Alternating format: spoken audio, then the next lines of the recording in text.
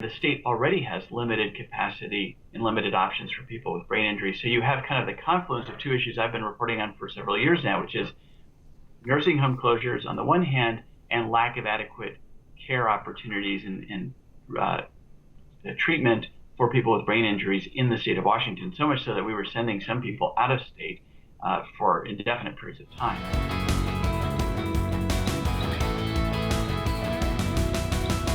Reported on recently and in the last year or so about nursing home closures in the state of Washington and why, frankly, that's concerning. How did we get to this point? What's causing the closures? And is it on the radar of state legislators to do anything about it?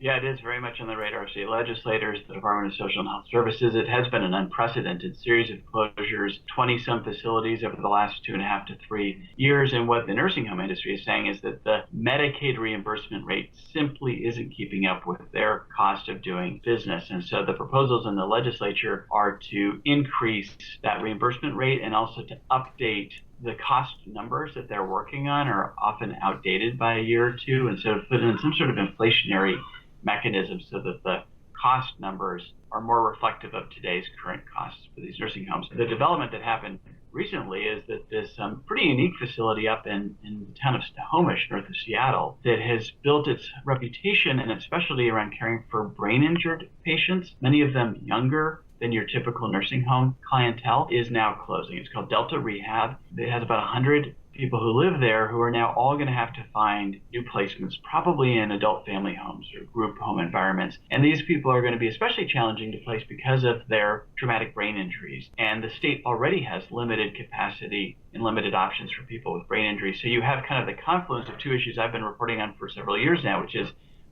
nursing home closures on the one hand and lack of adequate care opportunities and treatment for people with brain injuries in the state of Washington, so much so that we were sending some people out of state for indefinite periods of time. So this particular closure, interesting family story behind this facility too. They started out as a regular nursing home, but then a family member was injured in the 70s in a car accident, got a brain injury, a young guy in his 20s, and he became their first TBI patient. And then after that, that just became what they do, serving all Medicaid clients and just not be able to keep it going.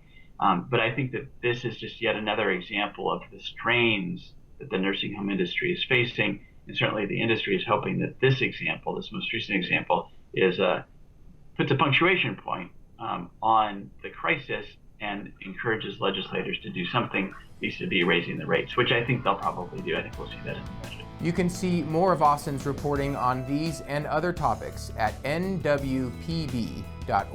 Thank you for joining us here in the unique Northwest.